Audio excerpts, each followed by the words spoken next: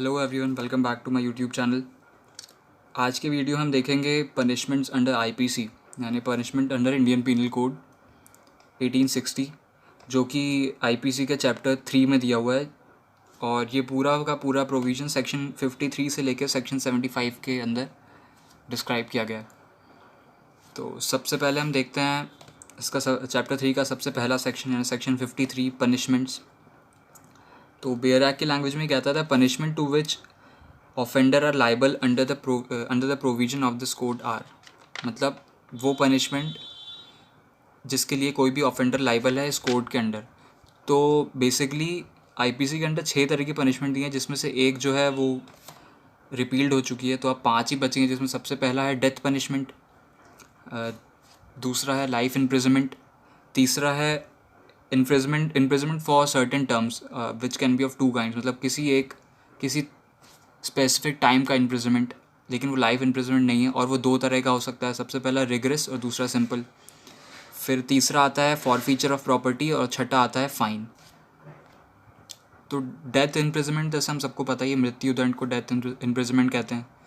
दूसरा imprisonment for life, मतलब उम्र कैद, किसी को उम्र कैद दे दी जाती है। लाइफ इम्प्रिजनमेंट मतलब पूरी जीवन भर के लिए अब वो जेल में ही रहेगा। और इम्प्रिजनमेंट और भी तरह की होती हैं, जैसे कि किसी सर्टेन टाइम के लिए, 1 साल के लिए, कुछ महीनों के लिए, तो नॉर्मल इम्प्रिजनमेंट। लेकिन वो भी, उसमें भी टाइप्स होते हैं, 2 तरह की हो सकती हैं, या तो रिग्रेस हो सकती है या तो सिंपल हो सकती है। रिग्रेस मतलब हार्ड लेबर, मतलब विथ हार्ड लेबर, मतलब उनसे काम कराया जाएगा। जब तक आप रिग्रेस, अगर मान लीजिए कोर्ट ने आपको, ये कोर्ट की डिस्क्रिप्शन पे है, वो जो भी आपको जिस भी तरह की इम्प्रिजनमेंट देना चाहे, अगर कोर्ट आपको रिग्रेस इम्प्रिजनमेंट देती है तो उस टाइम के उस इम्प्रिजनमेंट में आपको जेल के अंदर रह के वहाँ पे काम करना पड़ता है, हार्ड लेबर करना पड़ता है, वो जो भी काम वहाँ पे आपसे करवाते हैं। दूसरा होता है सिंपल इम्प्रिजनमेंट, मतलब नॉर्मल, आपको नॉर्मल जैसे बाकी सब लोग रहते हैं, सेल में रहना है थोड़ा टाइम अंदर, उस पर जो उस जेल का जो प्रमाइसेस है वहाँ आप घूम सकते हो फॉर सर्टेन टाइम, तो सिंपल इम्प्रिजनमेंट कह सकते हैं उसे। फिर फॉरफीचर ऑफ प्रॉपर्टी, मतलब प्रॉपर्टी को जब्त कर लेना या कुर्की कर लेना प्रॉपर्टी। कई कारणों से प्रॉपर्टी जब्त करी जा सकती है, for non payment of fine और सो मेनी थिंग्स, प्रॉपर्टी को जब्त करना। फिर तीसरा होता है फ़ाइन, मतलब जुर्माना लगाना किसी के ऊपर। तो ये 5 तरह की पनिशमेंट्स आईपीसी के अंदर दी गई हैं। इसके बाद हम देखते हैं section 54, commutation of sentence of death. मतलब कम्यूटेशन का मतलब होता है किसी भी चीज़ को कम करना। तो सेंटेंस ऑफ डेथ को, यानी मृत्यु का जो आदेश होता है उसको कम करना। तो बेयर एक्ट की लैंग्वेज में कहता है, in every case in which sentence of death shall be pass, the appropriate government में without the consent of the offender commute the punishment for any of other punishment provided by this code. मतलब जो भी appropriate government होगी उस case में, जो case चल रहा है उसमें, अगर किसी व्यक्ति को, किसी ऑफेंडर को डेथ पनिशमेंट दी गई है, और अगर ऑफेंडर ना भी चाहे, मतलब ऑफेंडर के बिना अपील किए भी, जो अप्रोप्रिएट गवर्नमेंट होगी उसके बिना कंसेंट के भी उसका जो डेथ पनिशमेंट है उसे कम्यूट कर सकती है, मतलब उसे कम कर सकती है, जो इस प्रोविज़न के अंदर उसे दी गई है। अब इसमें एक वर्ड यूज़ हुआ है, द अप्रोप्रिएट गवर्नमेंट। तो अप्रोप्रिएट गवर्नमेंट क्या होगी? अप्रोप्रिएट गवर्नमेंट के बारे में इसी में आगे बताया गया है सेक्शन 55A के अंदर, कि अप्रोप्रिएट गवर्नमेंट क्या होता है। अप्रोप्रिएट गवर्नमेंट मतलब, मान लीजिए जैसे कि कोई केस है, अगर वो सेशन या हाई कोर्ट में चल रहा है, मान लीजिए सेशन या हाई कोर्ट ने डेथ पनिशमेंट दी है, तो अब यहाँ पे अप्रोप्रिएट गवर्नमेंट होगी स्टेट गवर्नमेंट, क्योंकि यहाँ वही जो ऑफेंडर है उसकी जो डेथ पनिशमेंट है उसको कम्यूट कर सकती है, यानी उसे कम कर सकती है। सेशन और हाई कोर्ट के मामले में स्टेट गवर्नमेंट होगी, जिस भी स्टेट का वो सेशन या हाई कोर्ट होगा। और अगर सुप्रीम कोर्ट ने दिया है तो उसके लिए यूनियन जो होगा, यूनियन गवर्नमेंट जो होगी, वो वहाँ पे अप्रोप्रिएट गवर्नमेंट का रोल करेगी। मतलब एरिया के हिसाब से, मतलब अगर सुप्रीम कोर्ट ने दिया है तो यूनियन होगी वहाँ पे अप्रोप्रिएट गवर्नमेंट, क्योंकि वो यूनियन का मैटर आ जाता है। और अगर स्टेट में हुआ है, अगर स्टेट में किसी ने दिया है, सेशन ने दिया है या हाई कोर्ट ने दिया है, तो वहाँ की स्टेट गवर्नमेंट वहाँ पे अप्रोप्रिएट गवर्नमेंट होगी। इसके बाद आता है section 55, commutation of sentence of imprisonment for life. इसके पहले हमने क्या देखा, डेथ पनिशमेंट को कम्यूट कर रहे थे, अब यहाँ पे इम्प्रिजनमेंट फॉर लाइफ को कम्यूट कर रहे हैं, यानी किसी को इम्प्रिजनमेंट फॉर लाइफ दिया गया है, उम्र कैद की सज़ा दी गई है, तो उसे भी कम किया जा सकता है। In every case in which sentence of imprisonment which shall be for life, has been passed, the appropriate government may, without the consent of offender, commute the punishment for the imprisonment of either description for the term not exceeding 14 years. किसी भी व्यक्ति को अगर कोई court life imprisonment की सज़ा देती है या किसी दूसरे तरह की इम्प्रिजनमेंट की सज़ा देती है, तो जो भी अप्रोप्रिएट गवर्नमेंट होगी उस केस में, वो बिना उस ऑफेंडर के कंसेंट के, मतलब ऑफेंडर के कंसेंट के बिना भी उसकी जो पनिशमेंट होगी इम्प्रिजनमेंट की, उसे कम कर सकती है। लेकिन मैक्सिमम टू मैक्सिमम 14 साल तक ही रख सकती है, मतलब 14 साल से ज़्यादा की नहीं हो सकती। मतलब अगर वो पनिशमेंट कम करते भी हैं तो वो उसे मैक्सिमम 14 साल तक ही ला सकते हैं, उससे ज़्यादा, मतलब अगर कम करते हैं तो 14 साल तक ला सकते हैं, उससे ज़्यादा नहीं कर सकते, उससे कम ले जा सकते हैं कितना भी। इसके बाद हम देखते हैं सेक्शन 55A, जिसके बारे में मैंने अभी बता दिया था, डेफिनेशन ऑफ एप्रोप्रिएट गवर्नमेंट। वही any law relating to the matter to which the execution power of the union extends to the central government, and in case where the sentence, whether of death or not, is from the offence against any law relating to the matter in which execution power is of state, extends to the government of state within which the offence is done or which the offender is sentenced.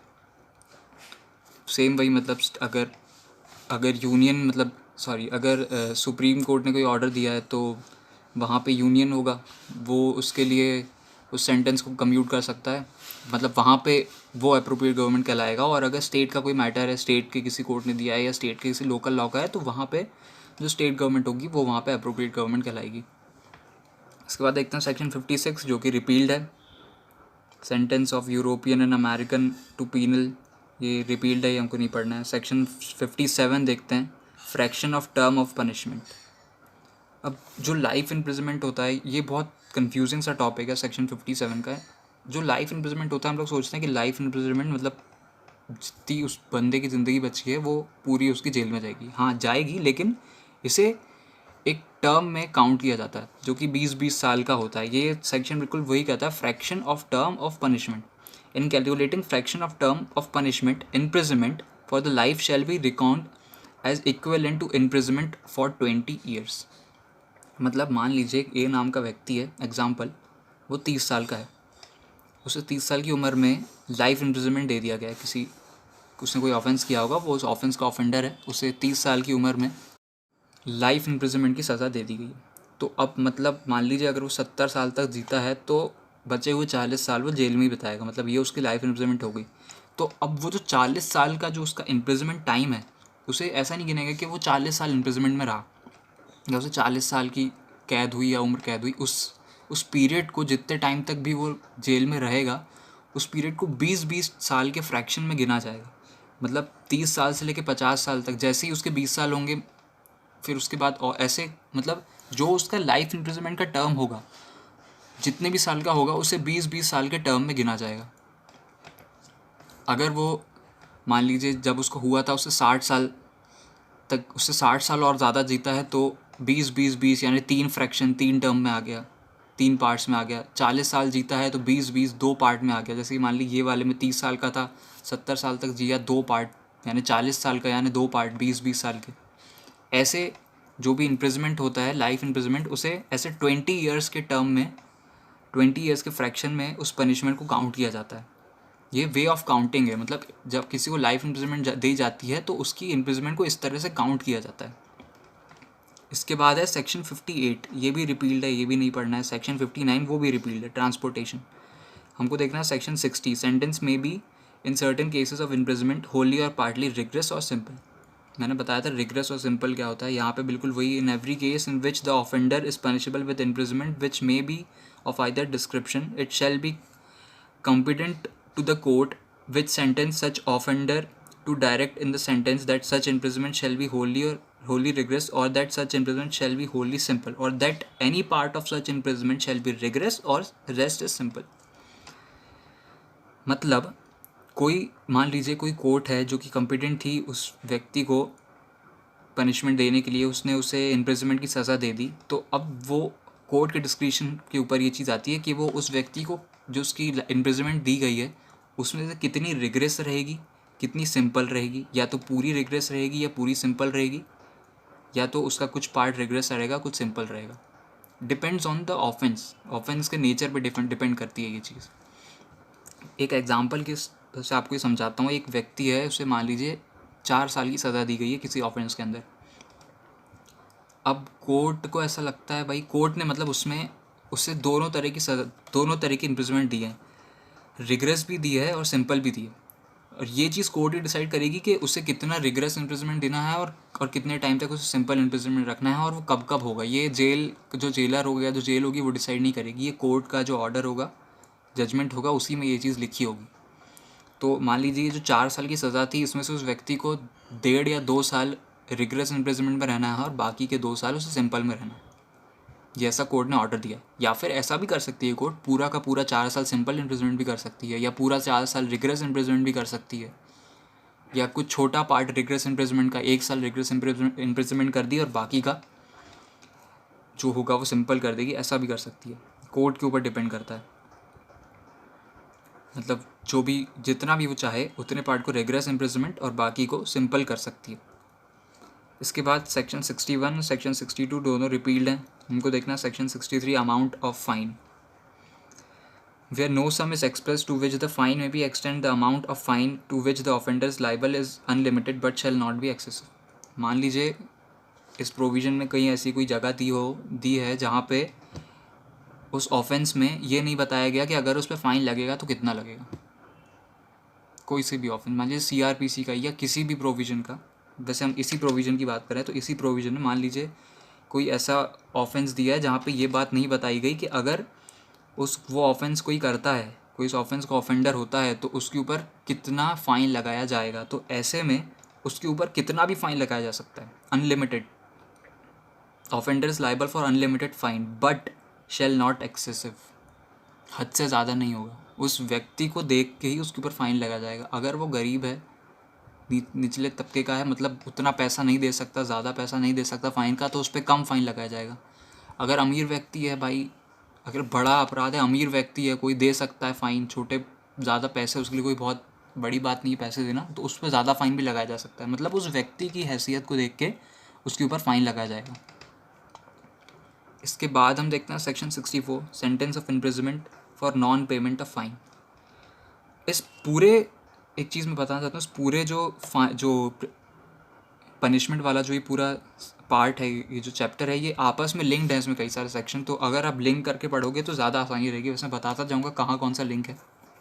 जैसे कि section 64 जो हम पढ़ रहे हैं ये भी आगे एक जगह लिंक है। सेक्शन 64 कहता है sentence of imprisonment for non payment of fine, मतलब तब इम्प्रिजमेंट देना जब किसी को फ़ाइन से पनिशमेंट दी गई हो और उसने फ़ाइन पेमेंट ना किया हो। मतलब किसी के ऊपर फ़ाइन लगाया गया था और उसने वो फ़ाइन की पेमेंट ना की गई हो तो उसके बदले में उसे इम्प्रिजमेंट देना। इसके बाद देखते हैं हम section 65 limit to imprisonment for non payment of fine when imprisonment and fine are awarded. इसके पहले सेक्शन में क्या पढ़ा हमने कि किसी को फ़ाइन से पनिश किया गया था कि आपको इतना फ़ाइन भरना है, उसने फ़ाइन पे नहीं किया तो उसे इम्प्रिजमेंट दे दी। ठीक, कितनी थी वो हम आगे देखेंगे सेक्शन 67 में। लेकिन और फिर सेक्शन 65 ये कहता है limit of imprisonment for non payment of fine when imprisonment and fine both are awarded. मतलब यहाँ क्या हो रहा है, इम्प्रिजमेंट और फाइन दोनों उस व्यक्ति को दिया गया है और उसने इम्प्रिजमेंट तो ले लिया, मतलब उसने जेल में तो चला गया लेकिन उसने फ़ाइन पेमेंट नहीं किया। तो ऐसे में क्या होगा, the term for which the court directs the offender to be imprisoned, the default of payment of fine shall not exceed 1/4 of the term of imprisonment, which is payment of fine shall not be exceed 1/4 of term, which is minimum fixed for the offence if the offence be punishable with the imprisonment as well as fine। मतलब मान लीजिए जो व्यक्ति है जिसको imprisonment और fine दोनों लगाया गया है, मान लीजिए उसे 4 साल का जो इम्प्रिजमेंट था वो दिया गया था और उसके साथ उसको 100 रुपये का फ़ाइन दिया गया था। तो ऐसे में क्या होगा, जो उसने अपनी 4 साल की सज़ा तो आराम से काट ली, मतलब 4 साल उसने जेल में काट दिया लेकिन उसने फ़ाइन पे नहीं किया। तो ऐसे में जो उसे 4 साल की सज़ा दी गई थी, मतलब उसे जितना भी इम्प्रिजमेंट दिया गया था, जो नॉन पेमेंट ऑफ फाइन के लिए जो उसे इम्प्रिजमेंट दिया जाएगा वो उसे उस प्रीवियस इम्प्रिजमेंट का केवल 1/4 होना चाहिए। मतलब जो उसे प्रीवियस इम्प्रिजमेंट दी गई थी फ़ाइन के साथ, तो नॉन पेमेंट ऑफ फाइन की जो इम्प्रिजमेंट होगी वो उस प्रीवियस इम्प्रिजमेंट की केवल 1/4 होगी। मतलब अगर उसे 4 महीने की सज़ा दी थी और 100 रुपये फ़ाइन दिया था, 100 रुपये फ़ाइन उसने नहीं भरा, 4 महीने की सज़ा बिता ली, तो उसकी आने वाली जो सज़ा होगी वो उस 4 महीने की सज़ा की 1/4 होगी, यानी केवल 1 महीने। यानी नॉन पेमेंट ऑफ फाइन के लिए उसे 1 महीना और इम्प्रिजमेंट कर सकते हैं, मतलब इम्प्रिजमेंट में रहना पड़ेगा, जेल में रहना पड़ेगा। इसके बाद देखते हैं section 66 description of imprisonment for non-payment of fine. The imprisonment which the court imposed is in default of payment of fine may be of any description which the offender might have sentenced for offense. मतलब ये section ये कहता है कि किसी व्यक्ति को अगर नॉन पेमेंट ऑफ फाइन के लिए इम्प्रिजमेंट दिया गया है तो वो इम्प्रिजमेंट कौन से नेचर का होगा। 2 नेचर हैं, रिग्रेस और सिंपल। तो वो उस नेचर का होगा जिस नेचर का मतलब उसने जो ऑफेंस किया है उस ऑफेंस के अंडर कोर्ट डिसाइड करेगी कि नॉन पेमेंट ऑफ फाइन के लिए उसका जो इम्प्रिजमेंट होगा वो किस नेचर का होगा। अब अगर जो ऑफेंस है वो बहुत ज़्यादा सीवियर है, बहुत ज़्यादा गंभीर अपराध है, तो वो रिग्रेस नेचर का भी इम्प्रिजमेंट दे सकती है नॉन पेमेंट ऑफ फाइन के लिए। लेकिन अगर कोई मामूली सा अपराध है जिसके लिए उसे फ़ाइन लगाया गया है तो सिंपल नेचर का इम्प्रिजमेंट भी उसे दिया जा सकता है। हम देखते हैं सेक्शन 67। ये सेक्शन 67 जो है सेक्शन 64 से थोड़ा लिंक्ड है, सेक्शन 66 से भी लिंक्ड है। इसमें बताया गया है कि नॉन पेमेंट ऑफ फाइन के लिए कितनी इम्प्रिजमेंट दी जाएगी, मतलब कितना फ़ाइन ना पे करने पे कितनी इम्प्रिजमेंट मिलेगी। The imprisonment which the court impose is default of payment of fine shall be simple and then the term for which the court directs the offender to be imposed in default of payment of fine shall not exceed the following scale. जो imprisonment of fine मतलब जो imprisonment होगा for non payment of fine ये simple nature का होगा। मतलब simple nature का उसे imprisonment दिया जाएगा for non payment of fine। और ये कितना हो सकता है। सबसे पहली चीज़, अगर उस व्यक्ति को जो फ़ाइन लगाया गया था वो 50 रुपये का है, 50 रुपीज़ 50 रुपये का है, तो जो उसकी इम्प्रिजमेंट होगी वो 2 महीने से ज़्यादा की नहीं होगी। 50 रुपये के लिए 2 महीने, मतलब 25 रुपये के लिए 1 महीने देखा जाए तो। फिर दूसरी चीज़, अगर जो उसके ऊपर फ़ाइन लगाया गया है वो 100 रुपये का है तो फिर कितनी होगी, 4 महीने की। 50 रुपये के लिए 2 महीने, 100 रुपये के लिए 4 महीने। और उससे ज़्यादा अगर 100 रुपये से ज़्यादा का उसके ऊपर फ़ाइन लगाया गया है तो वो मैक्सिमम 6 महीने तक की सज़ा, 6 महीने का इम्प्रिजमेंट उसको हो सकता है। 6 महीने से ज़्यादा का इम्प्रिजमेंट नहीं हो सकता। नॉन पेमेंट ऑफ फाइन के लिए मैक्सिमम इम्प्रिजमेंट 6 महीने का होता है, उससे ज़्यादा का नहीं होता, ये बात याद रखना। 2 महीने के लिए यानी 50 रुपये, 4 महीने यानी 100 रुपये, उससे ज़्यादा यानी 600 रुपये। इसके बाद देखते हैं section 68 imprisonment to terminate on payment of fine. एक एग्ज़ाम्पल ले लेते हैं यहाँ पे। एक ए नाम का व्यक्ति है जिस पे फ़ाइन लगाया गया था, मान लीजिए 100 रुपये, यानी और उसने वो 100 रुपये का फ़ाइन पेमेंट नहीं की है। कोर्ट ने उसे क्या कर दिया, 4 महीने की इम्प्रिजमेंट दे दी कि भाई हमने तुम पे फ़ाइन लगाया था 100 रुपये, तुमने नहीं दिया तो जाओ 4 महीने के लिए अब जेल में जाओ। लेकिन भाई अब उसको ऐसा लगता है कि यार यहाँ जेल से निकलना है तो मैं ना जो फ़ाइन है वो पे कर देता हूँ। तो ये सेक्शन वही कहता है, imprisonment to be terminated on payment of fine. जो इम्प्रिजमेंट होगी उसे टर्मिनेट कर दिया जाएगा, यानी रद्द कर दिया जाएगा, ख़त्म कर दिया जाएगा अगर पेमेंट ऑफ फ़ाइन कर दिया जाए। तो वो पेमेंट ऑफ फ़ाइन भी कितना होगा, ये दिया है सेक्शन 69 में। Termination of imprisonment of payment of proportional part of fine. मतलब मान लीजिए जो ये एग्ज़ाम्पल दिया हमने ए वाला, इसको 4 महीने की सज़ा सुनाई गई थी 100 रुपये का फ़ाइन ना पे करने के लिए। तो इसको पहले महीने में ऐसा लगा यार कि मैं और जेल में नहीं रहूँगा, मैं फ़ाइन पे कर देता हूँ, तो इसने पहले महीने में 75 रुपये का फ़ाइन पे कर दिया। मतलब उसने बाकी के 3 महीने का जो फ़ाइन था वो पे कर दिया। 1 महीने का एवरेज लें तो 25 रुपये होता है, क्योंकि 2 महीने के लिए 50 रुपये होता है। तो उसने 1 महीने का 25 रुपये काट के बाकी का, क्योंकि उसने उसमें 1 महीने तो इम्प्रिजमेंट में रह चुका है, तो बाकी का 75 रुपये उसने दे दिया। तो बाकी के उसके जो 3 महीने हैं कोर्ट उसको वहाँ से छोड़ देगी, क्योंकि उसने उतना जो फ़ाइन है वो पे कर दिया है। या फिर अगर ऐसे उसने 1 महीने होने के पहले ही, मान ली 1 महीना होने में अभी आधा महीना हो चुका है और आधे महीने से थोड़ा ज़्यादा ही हुआ है, 1-2 दिन, 18-19 दिन हुए हैं, और वो तभी बाकी बचे हुए महीनों की पेमेंट कर दे, 75 रुपये तभी पे कर दे, तो उसके वो बचा हुआ जो 8-12 दिन है उसमें भी उसको जेल में नहीं रहना पड़ेगा, उसको तभी रिलीज़ कर देंगे। या फिर मान लीजिए उसने 85 रुपये भरे, 1 महीना हुआ था, 50 रुपये भरे, मतलब कितने टाइम की इम्प्रिजमेंट उसने कम करा ली, 2 महीने की। 50 रुपये यानी 2 महीने, उसने 2 महीने कम करा ली, उसने भी 1 ही महीना इम्प्रिजमेंट किया है, यानी उसे 1 महीना और जेल में रहना पड़ेगा, क्योंकि उसने आने वाले केवल 2 ही महीनों की इम्प्रिजमेंट अपनी कम करवाई है। और ऐसा सिर्फ इसी में होता है, नॉन पेमेंट ऑफ फाइन के लिए ही होता है। हर किसी केसेस में आप पैसे दे के अपने जो इम्प्रिजमेंट है वो कम नहीं करा सकते, केवल नॉन पेमेंट ऑफ फाइन में ही आप पैसे दे के अपना इम्प्रिजमेंट जो है वो कम करवा सकते हो। इसके बाद हम देखते हैं section 70, fine leviable with 6 year और during imprisonment, death not to discharge property from liability. कोई व्यक्ति था जिसको 6 साल की सज़ा सुनाई गई इम्प्रिजमेंट, और उसके साथ उस पर फ़ाइन भी लगाया गया। 6 साल की सज़ा और उसके साथ फ़ाइन, और इस बीच में जो व्यक्ति है उसकी मौत हो गई। द फाइन और any part of thereof which remains unpaid may be levied by any time within 6 years after the passing of sentence, and if under the sentence the offender is liable to imprisonment for the longer period than 6 years, then at any time previous to the expiration of the period of the death of the offender does not discharge from the liability of property which would after his death be legally liable for his debt। मतलब उस व्यक्ति के ऊपर मान लीजिए 6,000 रुपये का 6 साल का इम्प्रिजमेंट दिया गया था, और साथ में 10,000 रुपये फ़ाइन लगाया गया था कि भाई आपको 6 साल का इम्प्रिजमेंट दिया जा रहा है किसी ऑफेंस के लिए, और साथ में 10,000 रुपये आपके ऊपर फ़ाइन लगाया जा रहा है, और वो 6 साल होने के पहले ही वो आदमी ख़त्म हो गया। ठीक, तो ऐसे में अब भाई आदमी भी ख़त्म हो गया, पैसे भी नहीं मिले, कुछ भी नहीं हुआ, ना वो पूरी सज़ा भुगत पाया, ना हमको फ़ाइन मिल पाया। तो ऐसे में क्या होगा, जो वो फ़ाइन आपका अमाउंट होगा प्लस जो जितने टाइम के लिए उसको इम्प्रिजमेंट रखा गया था उतने टाइम का अमाउंट हम उसकी प्रॉपर्टी से वसूल करेंगे। मतलब अब वो जो डेप्थ हैं, वो डेप्थ को चुकाने के लिए कौन लायबल हो गई, उसकी प्रॉपर्टी। यहाँ लीगल रिप्रेजेंटेटिव नहीं होगा, लीगल रिप्रेजेंटेटिव को उसकी जगह इम्प्रिजमेंट नहीं देंगे कि पता चला लीगल रिप्रेजेंटेटिव को उसकी जगह जेल में रख दिया, ऐसा नहीं होगा। ऑफेंडर वो था तो वही रहेगा, उसकी जो प्रॉपर्टी होगी जो उसके नाम पे होगी। अब जो डेप्थ है, जो फ़ाइन उसने पे नहीं किया था, वो फ़ाइन उसकी प्रॉपर्टी को बेच के या जैसे भी सेल ऑफ करके उस प्रॉपर्टी से वो बचा हुआ फ़ाइन निकाला जाएगा।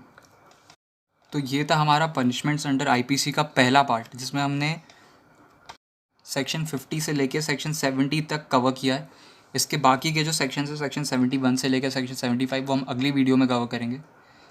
तो अगर आपको ये वीडियो पसंद आया हो तो उस वीडियो को लाइक करें, इस पर कमेंट करें, हमारे चैनल को सब्सक्राइब करें और हमारी वीडियोज़ को शेयर करें। Thank you.